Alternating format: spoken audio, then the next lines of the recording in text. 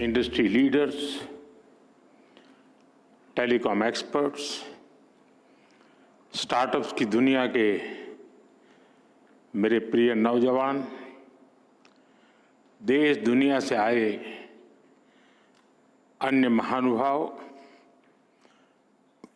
देवी और सज्जनों, India mobile Congress में देश और दुनिया के आप सभी साथियों का बहुत बहुत अभिनंदन। मैं इंटरनेशनल टेलीकॉम यूनियन ITU के साथियों का भी विशेष स्वागत करता हूं। आपने WTSA के लिए पहली बार भारत चुना है।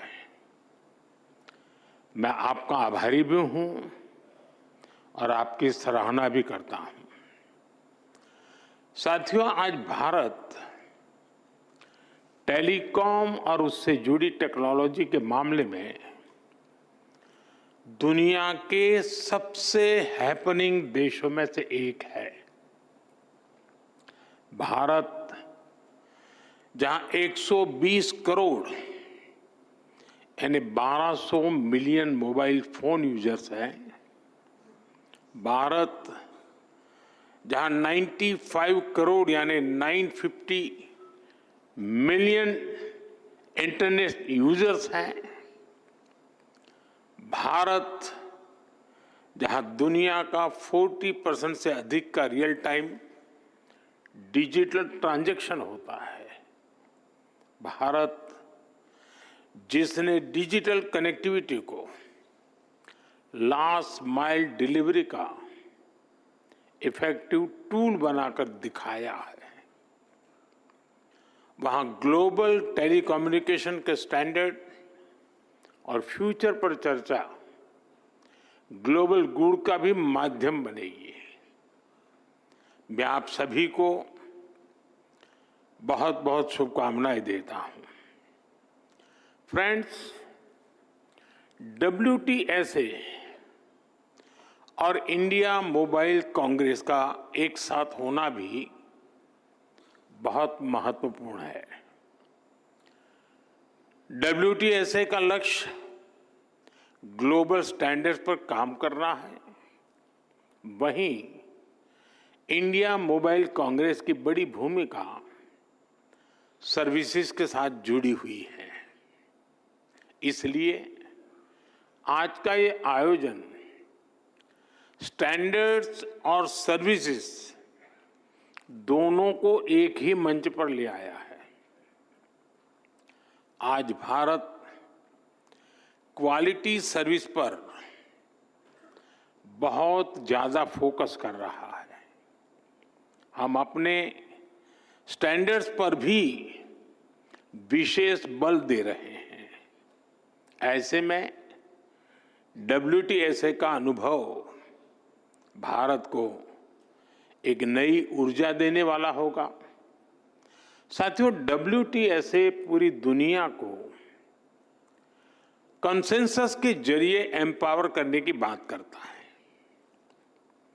इंडिया मोबाइल कांग्रेस पूरी दुनिया को कनेक्टिविटी के जरिए सशक्त करने की बात करती है।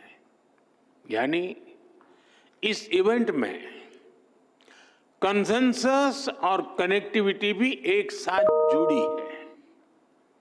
आप जानते हैं कि आज की कॉन्फ्लिक्ट से भरी दुनिया के लिए इन दोनों का होना कितना जरूरी है। भारत हजारों वर्षों से वसुधैव कुटुंबकम के अमर संदेश को जीता रहा है। हमें G20 का नेतृत्व करने का अवसर मिला, तब भी हमने one earth, one family, one future का ही संदेश दिया। भारत दुनिया को कॉन्फ्लिक्ट से बाहर निकालकर कनेक्ट करने में ही जुटा है।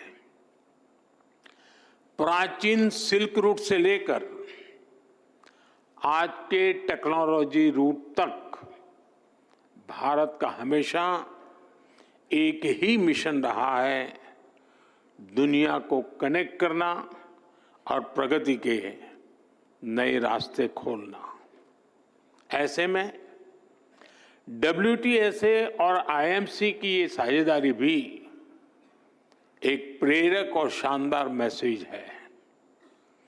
जब लोकल और ग्लोबल का मेल होता है, तब न केवल एक देश बल्कि पूरी दुनिया को इसका लाभ मिलता है, और यही हमारा लक्ष्य है। फ्रेंड, 21वीं सदी में भारत की मोबाइल और टेलीकॉम यात्रा पूरे विश्व के लिए स्टडी का विषय है। दुनिया में मोबाइल और टेलीकॉम को एक सुविधा के रूप में देखा गया, लेकिन भारत का मॉडल कुछ अलग रहा है। भारत में हमने टेलीकॉम को सिर्फ कनेक्टिविटी का नहीं, बल्कि इक्विटी और अपॉर्चुनिटी का माध्यम बनाया।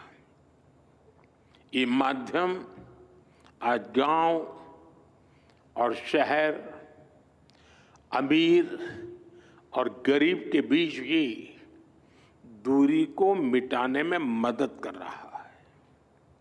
मुझे याद है, जब मैं 10 साल पहले डिजिटल इंडिया का विजन देश के सामने रख रहा था, तो मैंने कहा था कि हम टुकड़ों में नहीं, बल्कि होलिस्टिक अप्रोच के साथ चलना होगा।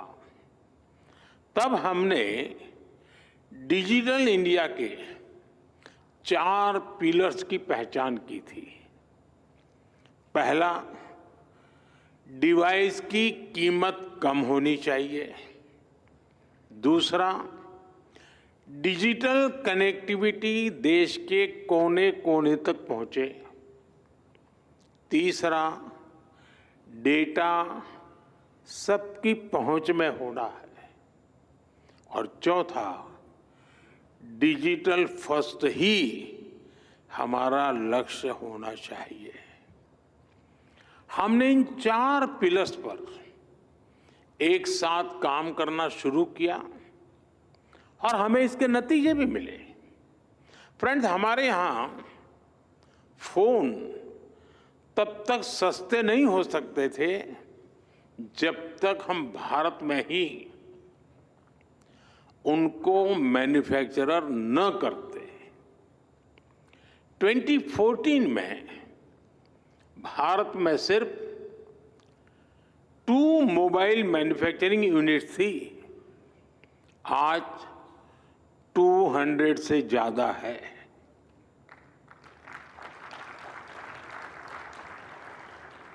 पहले हम ज्यादातर फोन बाहर से इंपोर्ट करते थे। आज हम पहले से 6 गुना ज्यादा मोबाइल फोन भारत में बना रहे हैं। हमारी पहचान एक मोबाइल एक्सपोर्टर देश की है, और हम इतने पर ही नहीं रुके हैं। अब हम चिप से लेकर फिनिश प्रोडक्ट तक दुनिया को एक complete made in India phone देने में जुटे हैं। हम भारत में सेमीकंडक्टर इकोसिस्टम पर भी बहुत बड़ा इन्वेस्टमेंट कर रहे हैं। फ्रेंड्स, कनेक्टिविटी के पिलर पर काम करते हुए भारत में हमने ये सुनिश्चित किया कि हर घर कनेक्ट हो। हमने देश के कोने कोने में मोबाइल टावर्स का एक सशक्त नेटवर्क बनाया, जो हमारे ट्राइबल एरियाज हैं, हिली एरियाज हैं, बॉर्डर एरियाज हैं, वहां बहुत कम समय में ही हजारों मोबाइल टावर लगाए गए। हमने रेलवे स्टेशन और दूसरे पब्लिक प्लेसेस पर वाईफाई की सुविधा दी। हमने अपने अंडमान निकोबार और लक्षद्वीप जैसे आइलैंड को अंडर सी केबल्स के माध्यम से कनेक्ट किया। भारत ने सिर्फ 10 साल में जितना ऑप्टिकल फाइबर बिछाया है उसकी लंबाई धरती और चंद्रमा के बीच की दूरी से भी 8 गुना है।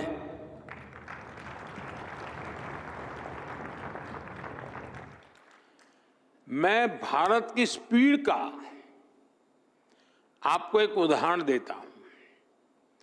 2 साल पहले मोबाइल कांग्रेस में ही हमने 5G लॉन्च किया था।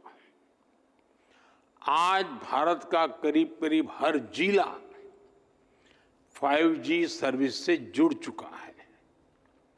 आज भारत दुनिया का दूसरा बड़ा 5G मार्केट बन चुका है और अब हम 6G टेक्नोलॉजी पर भी तेजी से काम कर रहे हैं। साथियों, भारत ने टेलीकॉम सेक्टर में जो रिफॉर्म्स किए, जो इनोवेशन किए, वो अकल्पनीय है, अभूतपूर्व है। इससे डेटा की कीमत बहुत कम हुई।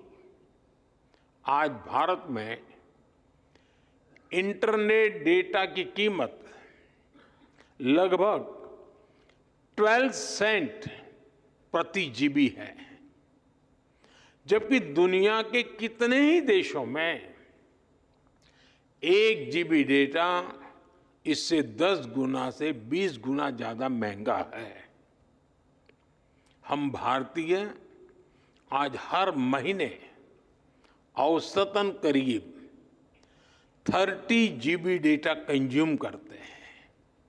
साथियों, इन सारे प्रयासों को हमारे चौथे पिलर यानी डिजिटल फर्स्ट की भावना से नई स्केल पर पहुंचाया है। भारत ने डिजिटल टेक्नोलॉजी को डेमोक्रेटाइज किया। भारत ने डिजिटल प्लेटफॉर्म बनाए और इस प्लेटफॉर्म पर हुए इनोवेशन ने लाखों नए अवसर पैदा किए। जनधन, आधार और मोबाइल की जेम ट्रिनिटी कितने ही नए इनोवेशन का आधार बनी है। यूनिफाइड पेमेंट्स इंटरफेस यूपीआई ने कितनी ही नई कंपनियों को नए मौके दिए हैं। अब आजकल ओएनडीसी की भी ऐसी ही चर्चा हो रही है। ओएनडीसी से भी डिजिटल कॉमर्स में नई क्रांति आने वाली है। हमने कोरोना के दौरान भी देखा है कि कैसे हमारे डिजिटल प्लेटफॉर्म्स ने हर काम आसान किया है। जरूरतमंदों तक पैसा भेजना हो, कोरोना से निपटने में जुटे कर्मचारियों तक रियल टाइम गाइडलाइंस भेजनी हो, वैक्सीनेशन का प्रोसेस स्ट्रीमलाइन करना हो, वैक्सीन का डिजिटल सर्टिफिकेट देना हो, भारत में सब कुछ बहुत स्मूथली हुआ। आज भारत के पास एक ऐसा डिजिटल बुके है जो दुनिया में वेलफेयर स्कीम्स को एक नई ऊंचाई दे सकता है।